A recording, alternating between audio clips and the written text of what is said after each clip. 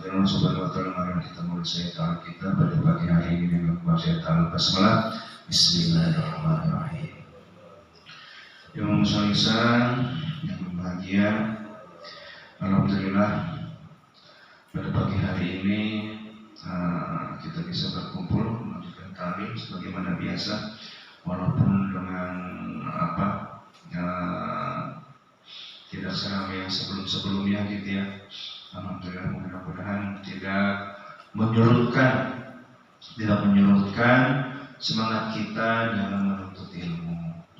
Insyaallah walaupun satu orang, dua orang kita tetap lanjut ya, tetap lanjut taklim kita, karena tadi semakin banyak tantangannya ibadah itu insyaallah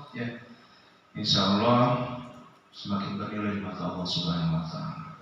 Cuma kita mesti menjaga hati kita, Pak. Menjaga hati kita nih. Itulah dahsyatnya tipu daya setan ya, yang menyerang kita dari depan, belakang, kiri, kanan ya. Itu mesti kita jaga hati kita, terutama dari hal-hal yang membatalkan pahalanya Allah Subhanahu wa Ta'ala. Apa yang membatalkan? Salah satunya adalah kita bersikap atau berbuat sesuatu yang membatalkan, yaitu riya. Kita riya, kita merasa lebih dibanding orang lain. Yang lain pada kemana, pada rumah, semua pada tidur, semua gua mengaji. Itu salah satu hal yang mudah-mudahan bisa kita hindari ya. Hanya tadi kita kita mohon berdoa kepada Allah Subhanahu wa Ta'ala. Kita mulai dengan hadiah zikir, kita mulai dengan sholawatan dan harapan semoga Allah mengokohkan, menguatkan niatan kita ini dalam rangka benar-benar memenuhi perintah Allah Subhanahu wa Ta'ala, tidak lain. Dan insya Allah apa yang kita lakukan pada kali ini mudah-mudahan bisa bermanfaat untuk kita semua dalam keibadahan kita di setiap harinya, dan juga tadi menjadi saksi bagi kita semua dalam rangka mempertanggungjawabkan seluruh amal ibadah kita nanti di hadapan Allah Subhanahu wa Ta'ala. Amin. Amin ya Allah. Saksi Pak. Semuanya akan bersaksi Pak. Mik akan kesini saksi gitu ya, dipakai buat taklim. Mik handphone buat rekam, dipakai buat taklim, jadi saksi semuanya Pak. Makanya kenapa kita diajarkan oleh Rasulullah SAW. Pernah merhatiin nggak Pak, setiap kali kita habis sholat wajib, kadang orang-orang itu habis sholat wajib, sholat sunnahnya pindah. Ya, sholat sunnahnya pindah, nggak di tempat situ juga. Karena aku udah nggak betah di situ. Bukan itu. Itu salah satu ajaran Nabi kita, Nabi Muhammad SAW. Biar apa? Biar tempat sholat yang tempat kita laksanakan sholat, ya, lantai bumi yang kita pijak untuk melaksanakan sholat, untuk melaksanakan ibadah, itu pun bisa menjadi saksi kita nanti di hadapan Allah Subhanahu wa Ta'ala. Makin banyak yang bersaksi, itu makin bagus. Ya bukan berarti sholat tarawih ya. Sholat tarawih berapa rakaat? Sholat tarawih di sini apa? 8. Ya, 11 atau ada yang lagi 23. 2 rakaat di sini, 2 rakaat di sana, pindah-pindah dia, enggak begitu ya. Enggak begitu. Tadi minimal di satu sholat yang sama gitu kita kita bergeser sedikit. Kita bikin saksi baru untuk bisa menguatkan kita, mendukung kita nanti di hadapan Allah Subhanahu wa Ta'ala. Misalnya di sholat maghrib, habis sholat maghrib, ba'diyahnya itu adalah sunnah muakkadah. Ya, sunnah muakkadah itu adalah rawatib. Nah, kita habis sholat maghrib, kita geser sedikit, selangkah atau berapa jengkal gitu ya, sejengkal, kita geser sedikit. Biar apa? Biar kita berpijak di bumi yang berbeda. Di bumi yang berbeda itu pun menjadi saksi bagi kita. Ya, akan menjadi saksi bagi kita. Ada juga yang mungkin sebelahannya temannya habis sholat masih rapat, dia mau ke belakang ngelangkain orang gitu ya, sungkan walaupun udah nggak sholat. Ada juga yang tukeran posisi, kan ada gitu ya, tukeran sebelahnya, tukeran tuh apa namanya ya, tukeran kita sholat sunnahnya posisinya gitu ya. Nah itu ada seperti itu. Nah itu salah satu mengapa Nabi kita mencontohkan agar kita sholat di beberapa tempat, di banyak tempat, bukan di satu tempat yang sama, karena itu fadilahnya atau utamanya itu insya Allah ya, bumi yang kita pijak, alas yang kita gunakan, segala hal yang melibatkan kita dalam melaksanakan ibadah kepada Allah Subhanahu Wa Taala akan menjadi saksi, Pak. Seluruhnya, apalagi yang ada di tubuh kita, bahkan kulit pun berbicara, ya, kulit pun ngomong, ya, kulit, ya, kulit ngomong, Pak. Mereka saya, kulit ngomong, nggak ada istilahnya kita bisa mensiasati atau menghiburi Allah Subhanahu Wa Taala. Kulit aja ngomong tentang apa yang kita laksanakan, tentang apa yang kita laksanakan. Yang mudah-mudahan Allah menetapkan, memberikan dan juga menjaga hati kita untuk senantiasa istiqomah dalam menjalankan seluruh perintah-perintah Allah Subhanahu Wa Taala dan juga menghindari seluruh larangan Allah Subhanahu Wa Taala. Amin. Amin ya rabbal alamin. Dan juga satu, Allah senantiasa menjaga keikhlasan kita dalam menjalankan seluruh ibadah yang ditetapkan kepada kita semua. Amin. Amin ya rabbal alamin. Amin ya rabbal alamin. Ya Allah, Allah Subhanahu Wa Taala tadi sudah sampaikan. Memang tantangan kita salah satu ujian kita dalam melaksanakan ibadah kepada Allah Subhanahu Wa Taala, yakni salah satunya kita mengalahkan ego atau nafsu dari diri kita sendiri, Pak. Ya, nafsu dari diri kita sendiri, karena memang salah satu peperangan yang terbesar, salah satu hal yang besar yang bisa kita perangi, yang bisa kita perjuangkan, itu adalah kita berjuang dalam memerangi hawa nafsu kita sendiri, ego kita sendiri, kemalasan diri kita sendiri, itu, ya, kemalasan diri kita sendiri. Tantangannya. Karena memang kata Nabi seperti itu, setelah perang Badar, kata Nabi, kita sudah selesai dari perang Badar, maka kita akan menuju ke perang yang lebih besar. Perang apa? Kata para sahabat, yaitu kita berpuasa di bulan suci Ramadan. Nah, kenapa berpuasa di bulan suci Ramadan itu sesuatu yang besar? Karena di bulan suci Ramadan itu kita memerangi hawa nafsu kita sendiri. Bahkan kata Nabi itu lebih besar dari peperangan perang Badar.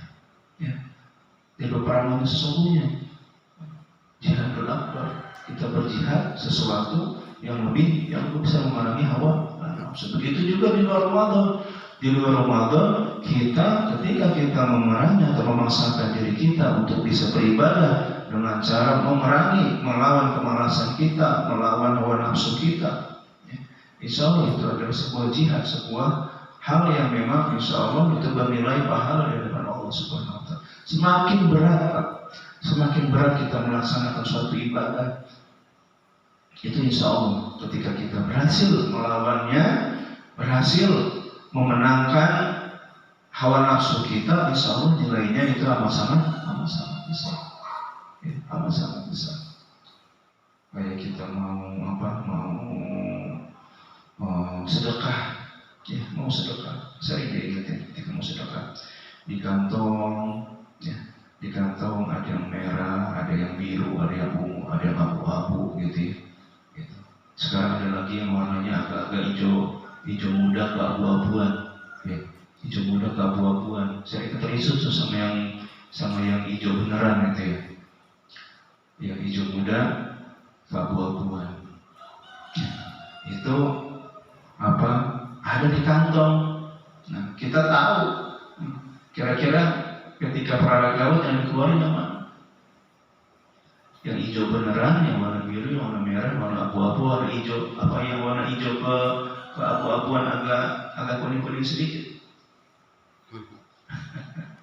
Itu makin berat. Pasti cuma kita lihat apa yang gue nggak mau lihat-lihat nih, nggak mau lihat pokoknya begitu dicabut itu yang dimasukin. Ketika dicabut, aduh kok merah sih ketika dicabut gitu ya. Wah merah nih, cepat nih gitu ya. Masukin lagi gitu ya. Masukin lagi, nah itu Pak tantangannya.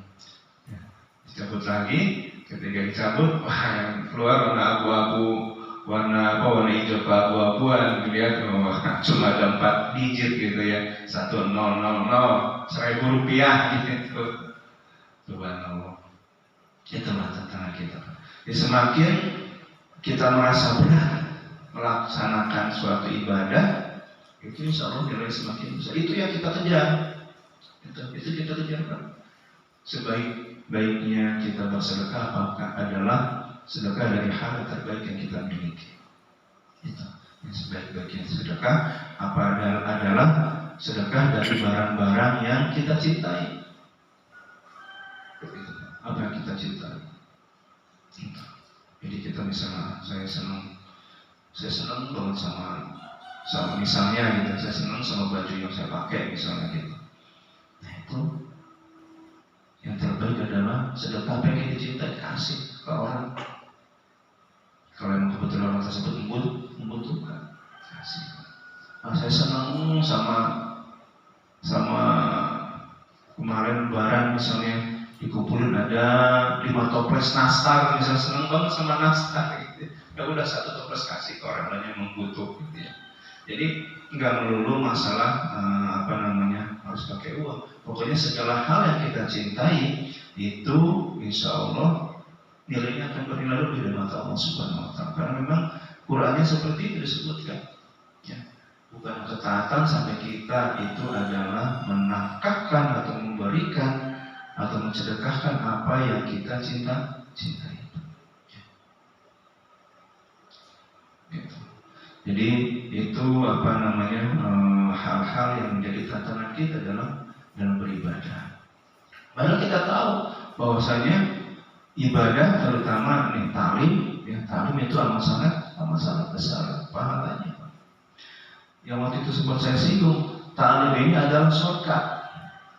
Shortcut itu jalan pintas, jalan pintas. Nggak perlu ribet kita menuntut ilmu bertahun-tahun bahkan berpuluhan tahun. Nggak perlu ribet kita ke toko buku, ke perpustakaan untuk baca sedemikian banyak buku, nggak perlu. Ketika kita talim, ilmu yang kita dapat adalah ilmu yang dipelajari oleh guru-guru kita yang sudah terdahulu belajar yang puluhan tahun lamanya. Ada di pesantren 20 tahun, 15 tahun, 10 tahun, ada di pesantren berpuluh-puluh tahun. Kita bisa dapatkan ilmunya dalam 1-2 jam. 1-2 jam kita bisa mendapatkan ilmunya. Asal kita benar-benar memperhatikan dan juga mengamalkan ilmu tersebut. Kita mengamalkan ilmu tersebut. Jadi talim ini memang tantangannya seperti itu Pak. Padahal setiap habis talim sajinya banyak, tetap aja gitu ya. Kalah, banyaknya sajian sama ngantuk kalah gitu.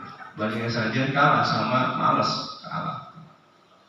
Subhanallah, alhamdulillah, mudah-mudahan Allah memberikan kita istiqomah, Allah memberikan kita kekuatan dalam menjalankan tadi seluruh perintah Allah Subhanahu wa Ta'ala, terutama dalam thalabul ilmu, karena memang itu kewajiban bagi kita semuanya. Memang fadilahnya, subhanallah, fadilahnya ini Pak.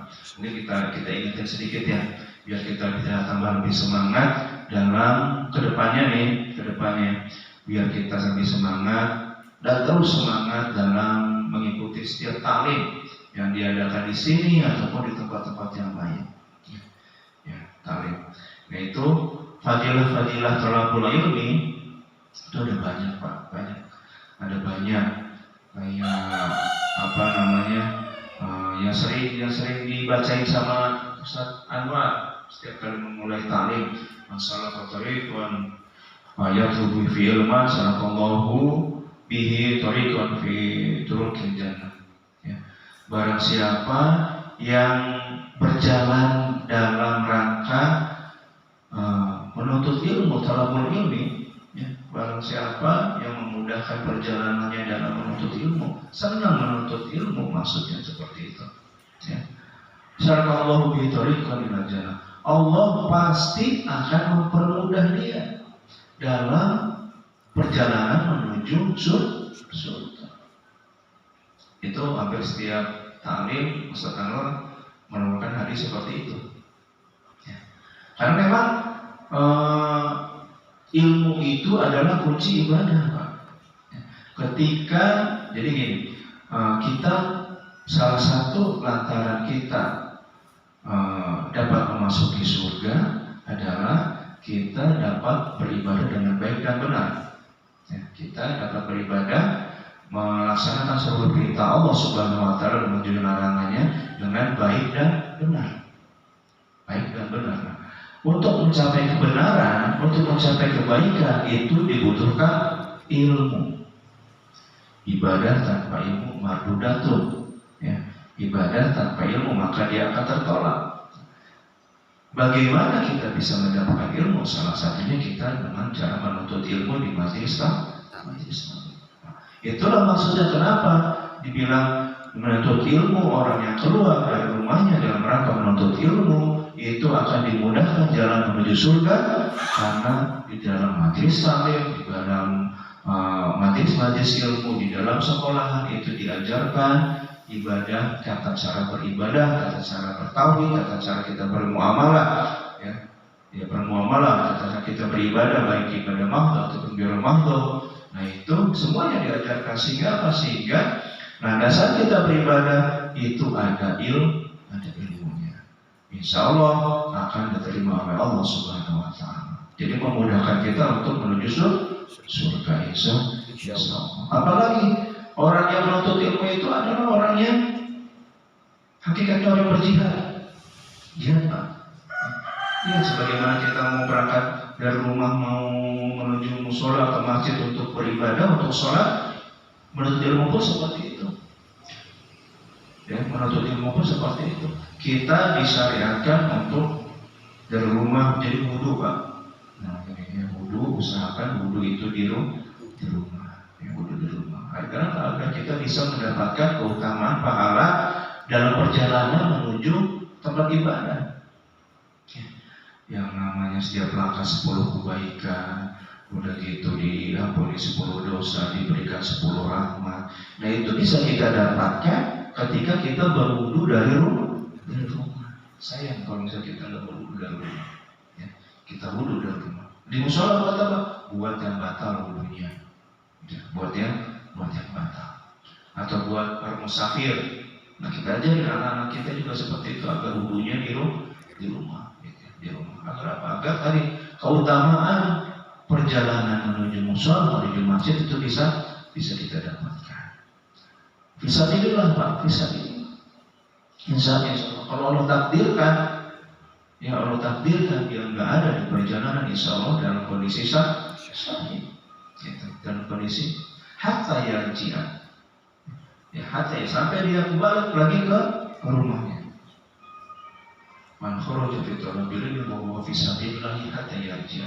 Orang siapa yang keluar rumahnya dalam rangka menuntut ilmu, wa huwa fi sabilillah, sesungguhnya dia adalah dalam jalan fi sabilillah hatta yarji'a, sampai dia kembali lagi ke rumah.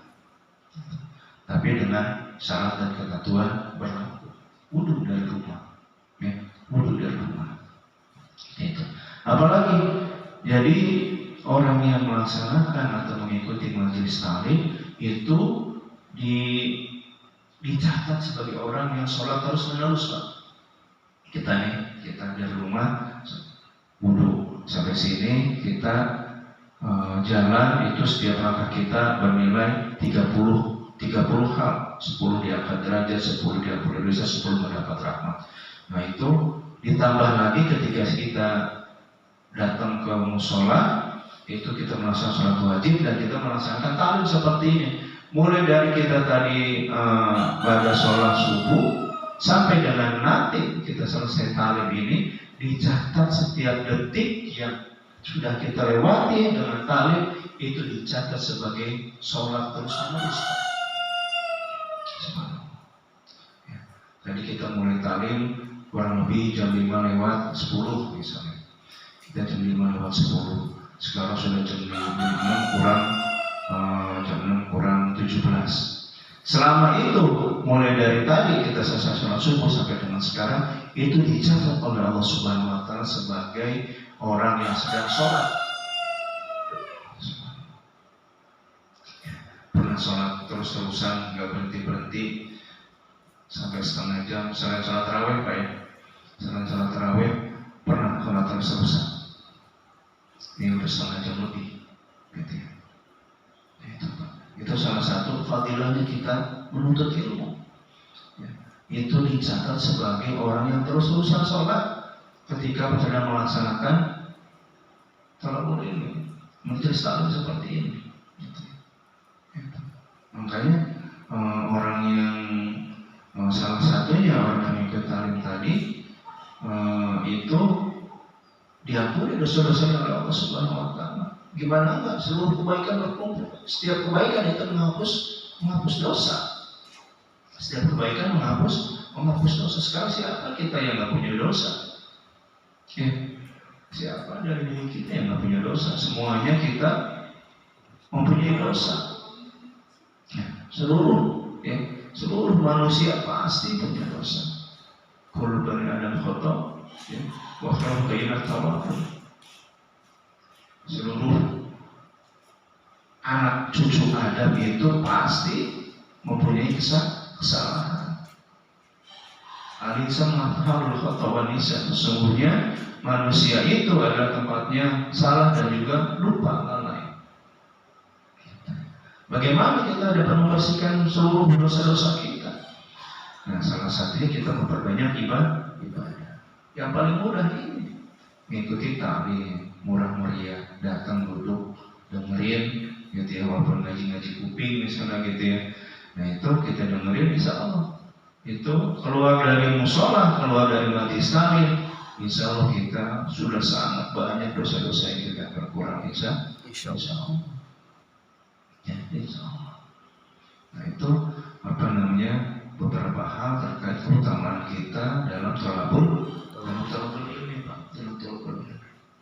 Jadi menggugurkan dosa-dosa kecil terutamanya, dosa-dosa kecil baik yang kita lakukan sengaja ataupun tidak sengaja, dosa-dosa kecil. Kalau dosa-dosa besar, terlebih lagi dosa kita sesama Bani Adam, itu harus kita laksanakan atau kita gugurkan dengan cara-cara tersendiri, cara-cara khusus. Bersama Bani Adam, kita memohon maaf kepada yang bersangkutan. Dosa besar, kita mohon maaf kepada Allah Subhanahu wa taala dengan cara bertaubat. Seperti itu. Ya. Karena memang itu menjadi penting. Ya, menjadi penting. Kenapa? Selama kita masih ada dosa, walaupun setitik noda, setitik pulpen, gitu ya, nggak bisa masuk surga, Pak. Percaya. Walaupun setitik dosa yang terdapat di diri kita, itu menjadi penghalang kita dalam memasuki surga Allah Subhanahu wa taala. Harus diukur dulu, harus dibersihkan dulu. Bisa Allah maafkan, atau bisa juga Allah gilas dulu, Allah bersihin dulu di jalankannya Allah Subhanahu wa taala. Makanya itu menjadi penting kita kembali menghadap Allah Subhanahu wa taala dalam kondisi bersih dari segala dosa. Kita keluar suci, ya, kita lahir suci, keluar dari rahim orang tua kita dalam kondisi suci, bersih. Kita pun mudah-mudahan kembali kepada Allah Subhanahu wa taala dalam kondisi suci. Amin ya rabbal alamin. Ya, makanya kita dikafankan itu dalam dengan kain kafan warna putih, Pak, bukan batik. Walaupun boleh kita dibungkus dengan kain batik, kain loreng yang setiap kali kita pelajari sama almarhum Ustaz Fahrul, kita boleh dengan kain apapun, cuma disunahkan, diajarkan kita dibungkus dengan kain kafan warna putih dalam harapan kita suci ketika kembali menghadap Allah Subhanahu wa Ta'ala. Bahkan yang di bulan Ramadan kemarin yang sudah kita tinggalkan itu yang selalu Allah iklankan, kalau kita nyebutnya seperti itu yang selalu Allah promosiin, itu Allah hapus dosa-dosa kita yang telah lalu. Kenapa sih seperti itu? Kenapa sih Allah menggembar-gemborkan? Udah, pokoknya banyak ibadah, banyak istighfar. Karena di bulan suci Ramadan Allah itu amat sangat besar. Karena Allah tahu, Pak. Allah tahu kebutuhan manusia, Allah tahu kebutuhan hambanya. Walaupun hamba itu nggak ngerti, cuek aja. Allah tahu manusia itu tempat salah dan dosa. Padahal ketika kembali kepada Allah Subhanahu wa Ta'ala harus dalam kondisi suci. Makanya dibuatlah satu masa, satu waktu. Di situ adalah bulan persucian, bulan suci Ramadan. Yang di dalamnya itu amat sangat murah kepada Allah Subhanahu wa Ta'ala. Buat yang diampuni. Gitu Pak, buat yang diampuni. Karena memang fadilahnya amat sangat besar. Orang yang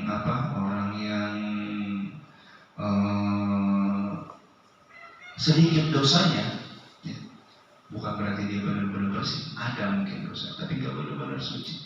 Orang yang sedikit dosanya itu, insya Allah kehidupannya akan nyaman di dunia ini. Orang sedikit dosa, bahkan orang yang nggak punya dosa itu kehidupannya Allah jamin.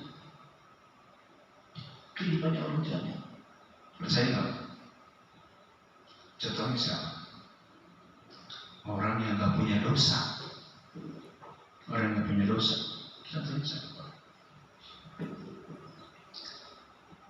Kalau kita ada dosa nggak?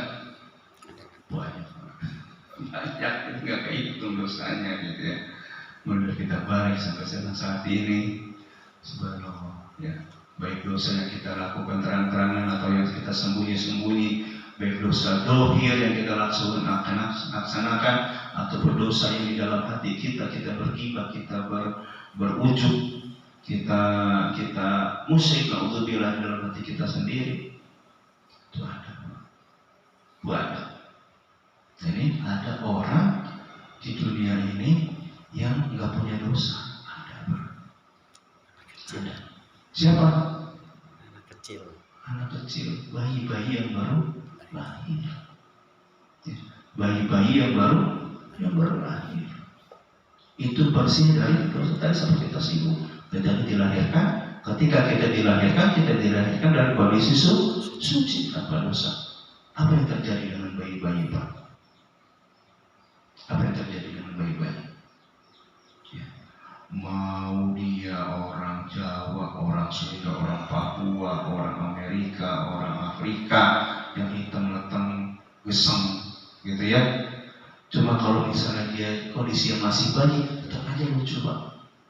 Ya, bayi yang baru lahir, sebulan 2 bulan misalnya gitu kan, kita gendong. Demen nggak kita melihatnya Pak? Demen nggak kita ngasuhnya, megangnya? Walaupun tadi baik, ya kemarin sempat alhamdulillah sempat ngerasain umroh yang di sana datang dari berbagai macam penjuru dunia, macam-macam tuh ada bawa bayi. Saya taksir kurang dari 2 bulan, ya, baru sebulan masih kecil banget digoreng sama bapaknya. Orang hitam. Kalau kita bilang hitam itu siapa orang paling hitam sih? Maaf ya, kalah Pak. Kalah, sebab kamu hitam ya. benar. Bukan mau enggak, ini cuma kasih gambaran aja gitu ya. Itu rambut kala itu mbak, percaya. Rambut kita yang hitam, saya putih. Yang hitam, rambut kala hitam. Ada orang, gitu nggak. Pokoknya orang mana saya juga nggak tahu gitu ya. Sebenarnya hitamnya itu udah kayak arang. Hitam banget. Bawa gendong bayi. Tetap aja melihatnya kita lucu. Tetap aja kita melihatnya senang.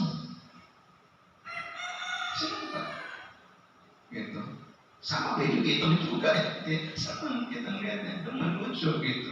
Kenapa? Karena dia nggak punya dosa, Pak. Beda kalau kita melihat bapaknya gede gitu ya. Jadi kita melihat bayi, kita bawanya senang. Kenapa? Karena dia nggak punya dosa. Sama-sama nggak punya dosa.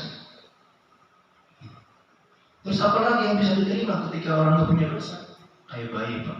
Bayi nggak perlu ditanya mau makan apa enggak, ujuk-ujuk emaknya ngasih makan, ujuk-ujuk emaknya ngasih air susu. Begitu juga orang yang kondisinya nggak punya dosa. Wiyarzuqu min haitsu la yahtasib. Allah kasih rezekinya dari arah yang tidak terduga-duga. Ketika dia nggak punya dosa. Apalagi semua orang senang, tadi udah seperti bahas. Semua orang senang. Nggak perlu pakai asihan, nggak perlu pakai apa, ya udah urusin diri sendiri, jangan berbuat dosa. Insya Allah semua orang senang, semua orang demen. Hadirnya kita, kayak tadi, apa namanya bayi tadi, ada bayi dengan segala kondisinya, ada tengah-tengah keluarga, lagi pada ngumpul, semua aura berubah tuh Pak. Lingkungan itu berubah, auranya berubah. Semuanya jadi senang, bawaannya tuh senang. Benar nggak gitu? Kita ngumpul, ada bayi, wah semua pada senang, pada ngomong, mau nyium segala macam. Berubah semua, yang tadi sedih, yang tadi terutama kakek-kakeknya nih, ya ada yang udah jadi kakek. Ya, ketika melihat cucu gimana Pak rasanya Pak? Lagi suntuk, pusing, pulang kerja, capek, pegal melihat cucu, melihat anak misalnya yang masih kecil gitu ya, bukan yang udah gede besar yang bukan gitu ya. Anak cucu kecil yang masih kecil, masih bayi, masih dengan apa namanya, pokoknya masih kecil lah gitu ya. Kita pulang, bawanya apa? Hilang sama saya kan? Sama bayi kecil ada di tengah-tengah itu bisa merubah suasana yang ada, ya, merubah aura yang ada semuanya. Begitu juga ketika orang kita sedikit dosanya, bersih kita dari dosa-dosa, ketika kita berada di tengah-tengah orang, di lingkungan, di masyarakat, itu insya Allah akan membawa suasana yang berbeda, ya, suasana yang berbeda, bawanya senang aja. Makanya sahabat-sahabat Rasulullah itu apa? Cinta benar, senang benar dekat-dekat sama Rasulullah. Kita sempat waktu itu disinggung, diceritain sama Ustaz Alwi, sama yang lainnya gitu. Ketika ada seorang sahabat, ya Allah, itu nggak mau pulang, atau memang ketika pulang dia itu selalu bersedih, selalu nangis karena apa? Karena berpisah sama Rasulullah Sallallahu Alaihi Wasallam. Saking cintanya. Kenapa kata Nabi? Karena Nabi itu maksum, bersih dari dosa. Kita mau dekat sama ulama, mau dekat para habaib sama kiai, kita maunya dekat aja, walaupun kita merasa sunat tapi pengen dekat gitu ya. Bawaannya adem, tenang. Kenapa? Karena dia membawa aura positif. Gitu. Aura positif.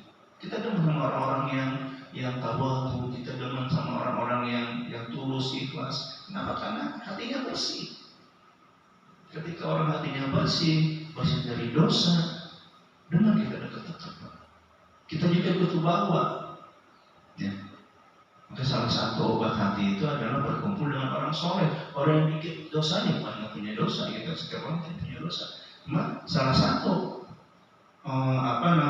tadi obatnya hati, biar hati kita itu menjadi lembut adalah berkumpul dengan orang soleh, dengan para alim ulama, dengan para guru, dengan para kiai, para habaib, para asatidz, dan orang-orang yang bersih.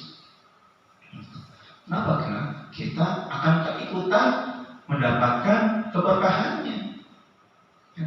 Sama halnya, saya diceritain sama halnya kalau kita ngumpul sama tukang sate, dekat-dekat walaupun kita mau beli sate, bawa nasi putihnya doang, lalu mendapat aromanya gitu ya, dapat aromanya, beli nasi putihnya doang, makan di situ di pinggir tukang ayam bakar gitu, dapat aroma ayam bakarnya gitu.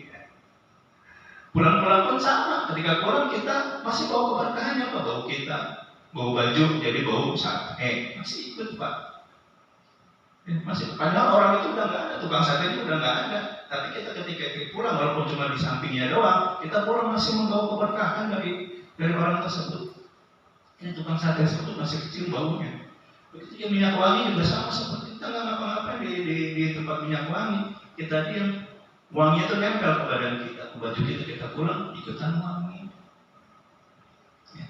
Sama, Pak alim ulama juga seperti itu.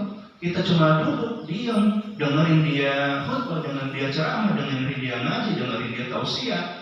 Ketika kita pulang, walaupun kita nggak sambil ngantuk-ngantuk gitu ya, sampai rumah tetap ada keberkahannya, membawa perubahan buat keluarga kita, buat lingkungan kita. Nah itu keberkahan para guru, keberkahan para alim ulama. Kenapa? Harapannya alim ulama tersebut tadi dosa yang makin sedikit, sehingga membawa tadi perubahan buat lingkungannya. Apalagi tadi banyak Pak, dari sisi rezeki juga seperti itu. Orang yang nggak punya dosa, Allah jamin, nggak usah khawatir, nggak usah khawatir masalah rezeki. Allah udah atur, Allah udah siapin. Tinggal nangis, langsung suapin gitu ya. Nggak perlu macam-macam. Allah lengkapi seluruh kebutuhannya. Allah penuhi seluruh kebutuhannya. Nggak tanpa perlu dipinta. Makanya balik lagi kemarin. Makanya Allah begitu gencarnya menyemangati kita untuk selalu beribadah yang baik dan benar di bulan suci Ramadan. Balik lagi ya, di bulan suci Ramadan. Kenapa? Karena di situ, di balik itu ampunan Allah amat sangat besar. Amat sangat besar. Karena tadi Allah tahu sifatnya manusia adalah lupa dan lalai dan penuh dengan dosa. Dan sebaik-baiknya orang yang berdosa adalah orang yang bertaubat. Jadi jangan pernah bosan untuk memohon ampun beristighfar. Jadi seluruh perbuatan baik kita Pak, insya Allah otomatis itu membersihkan dosa-dosa kita. Ya, apapun kita mengucapkan salah, kita menyingkirkan duri di jalanan, paling di jalanan, paku di jalanan, itu perbuatan baik, kita dapat pahala dan juga kita diampuni dari dosa. Apapun. Terlebih lagi kalau kita sengaja minta ampun kepada Allah Subhanahu wa Ta'ala, kita banyak-banyak beristighfar. Kita banyak-banyak beristighfar. Kita banyak-banyak bersolawat. Salah satu fadilah dari salawat adalah diampuni dosa. Ya. Jadi mungkin itu saja sedikit mengenai tarik kita pada pagi hari ini. Semoga apa yang kita pelajari pada pagi hari ini tadi ya, dengan kondisi yang kita hadapi sekarang tidak menyurutkan kita dalam menjalankan seluruh perintah Allah Subhanahu wa Ta'ala, terutama dalam salahul ini. Sedikit banyak yang datang, ada apa enggak sedekah subuh, mudah-mudahan itu tidak menyurutkan kita dalam menuntut ilmu, dalam mengikuti taklim subuh dimanapun Pak, kapanpun. Kalau misalnya ada hal-hal yang memang berbeda dari apa yang kita pelajari atau apa yang kita lakukan, ya itu kita cross check, kita konfirmasi, dan juga kita maklumi, dan juga kita jadikan itu sebagai hal yang memang menjadi perbendaharaan tata cara ibadah kita. Ya, kayak kemarin yang disampaikan oleh Ustaz Yadian, itu nggak boleh membagikan daging ke muslim kan gitu ya. Padahal kita setiap tahunnya kita bagikan Nah, itulah perbedaan. Jangankan perbedaan mazhab, sesama Syafi'i, sesama Maliki, para ulamanya pun itu ada yang bersilang pendapat, ada perbedaan pendapat, nggak masalah, ya nggak masalah. Alhamdulillah, insya Allah apa yang sudah kita laksanakan selama ini, setiap tahunnya pelaksanaan kurban dan juga pembagiannya kepada seluruh penerima, insya Allah itu sudah sesuai dengan tuntunan dan ajaran Nabi kita Nabi Muhammad SAW. Kalau ada perbedaan, kita simpan, kita sikapi dengan bijak, tidak perlu kita debat, kita anggap itu sebagai perbendaharaan atau penambah pemahaman kita. Oh ternyata ada yang berpendapat seperti itu, oh ternyata ada berpendapat, silakan aja. Ya, insya Allah tadi yang sudah sampaikan, apa yang kita laksanakan selama ini insya Allah sudah sesuai dengan tuntunan dan ajaran Nabi kita Nabi Muhammad. Dan tetap insya Allah akan kita laksanakan. Ya, mudah-mudahan tahun ini kita semua yang hadir di sini 1, 2, 3, 4, 5, 6 termasuk saya, mudah-mudahan dapat melaksanakan ibadah kurban di tahun ini. Amin ya rabbal alamin. Mungkin ini saja yang saya sampaikan. Kalau ada yang ingin ditanyakan atau disampaikan terkait materi atau pendidikan materi, masih ada kurang lebih 5-10 menit sebelum kita masuk waktu isya. Terima kasih. Silakan kalau ada yang ditanyakan atau disampaikan atau kita ngobrol-ngobrol juga di rumah Bapak.